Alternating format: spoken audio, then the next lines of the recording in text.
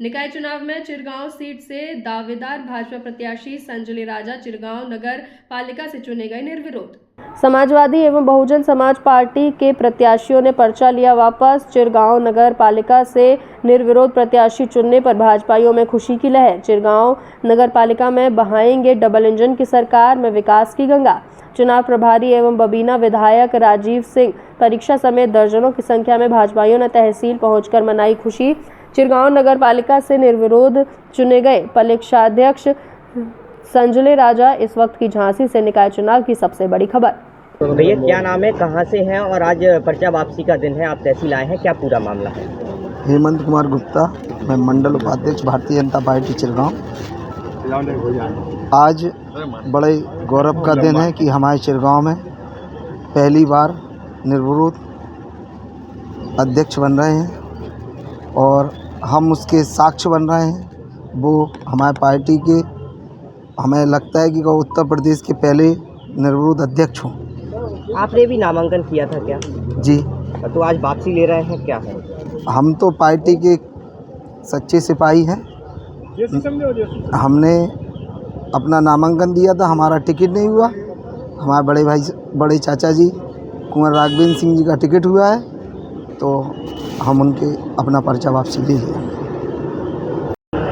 विधायक जी, आज जो चिरगांव नगर पालिका था वो निर्विरोध हो गया है, तो क्या कुछ कहेंगे? और एक बड़ी जीत आप लोगों को मिली है।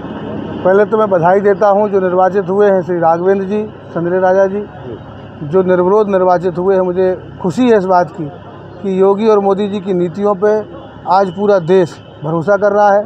उसके ही परिणाम स्वरूप आज जितने भी विपक्षी दल के प्रत्याशी थे उन्होंने अपना समर्थन व्यक्त किया है और मुझे पूरा भरोसा है कि जो जनता की अपेक्षा थी, चिरगांव की जनता की, वह अपेक्षा और बड़ा आकार लेगी और उनको हमारे जो अध्यक्ष निर्वाचित हुए हैं वो पूरा करेंगे। और जिस तरीके से चिरगांव की नगर की जनता इस परिवार के प्रति अपनी निष्ठा और विश्वास रखती थी, लगातार ये जीतते रहे हैं, लेकिन एक और एक मिलके 11 होते हैं। अभी तक जीतते रहे लेकिन निर्विरोध नहीं हुए।